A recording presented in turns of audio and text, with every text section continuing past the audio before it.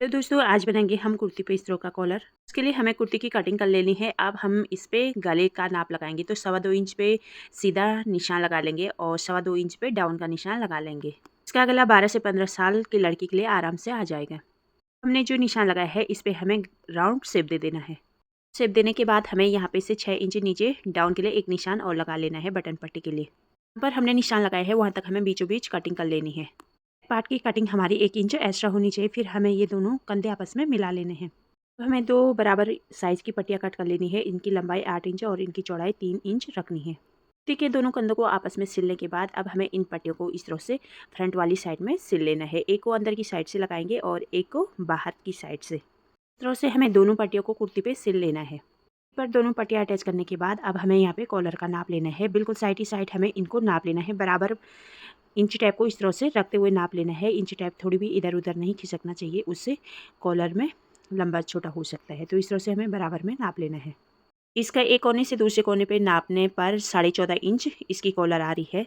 हमें इसकी कॉलर बनाने के लिए बुकरम पट्टी ले लेनी है। इसकी चौड़ाई हमें 3 इंच लेनी है और जो हमारी राउंड में आएगी उसकी चौड़ाई हमें 14.5 इंच हमें तैयार चाहिए और दोनों साइड में हमें 1-1 इंच एक्स्ट्रा लेना है ऊपर की घेर के लिए। हमें बुकरम पेपर को इस तरह से डबल कर लेना है और इसका हाफ कर लेना है। जो हमारा 14.5 था उसको हमें 14.25 पे एक निशान लगा लेना है। यहाँ पे हमें इसकी लंबाई में 1 इंच ऊपर पे रख रही हूँ। हमें इस तरह से राउंड शेप दे देना है। 1 इंच अंदर की तरफ से हमें ये बाहर की साइड को इस तरह से सीधी लाइन खींच लेनी है। तो हमने निशान लगाया है, इस निशान के ऊपर से हमें इसकी कटिंग कर लेनी है। और से हमारी ये कॉलर का शेप बन के तैयार हो जाएगा। अब हमें इसके दोनों साइड के लिए कपड़े की कटिंग कर लेनी है इसी साइज़ में। बॉटम के चारों साइड में हमें आधा आधा इंच कपड़ा एक्स्ट्रा कट कर लेना है दोनों कपड़े को। सिंगल करने के बाद इसकी शेप कुछ इस तरह से आ जाएगी। इस तरह को हमें इस तरह से डबल कर लेना है कॉलर की शेप में। हमें बुकरम के साइड ही साइड सिलाई लगा लेनी है तीनों साइडों में। लगाने के बाद हमें इन कोनों पे छोटे छोटे कट लगा लेने हैं ताकि ये इजीली फ्लट जाए। अब हमें फिर एक सिलाई बाहर से भी लगा लेनी है फिनिशिंग के लिए।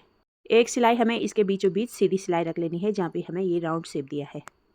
सिलाई कंप्लीट करने के बाद हमारी कॉलर इस तरह से तैयार हो जाएगी। अब हमें इसको बराबर कर लेना है और इसके सेंटर में एक कट लगा लेना है।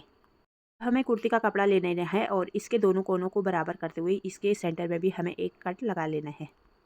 हमें इन दोनों कपड़ों के सेंटर कट को इस तरह से आपस में मिला लेना है और लास्ट तक इसकी सिलाई लगा लेनी है। ये पूरी वीडियो डिटेल में देखने के लिए जल्दी से चैनल को सब्सक्राइब करें। यदि फेसबुक पे देख रहे हो तो पेज को फॉलो करें।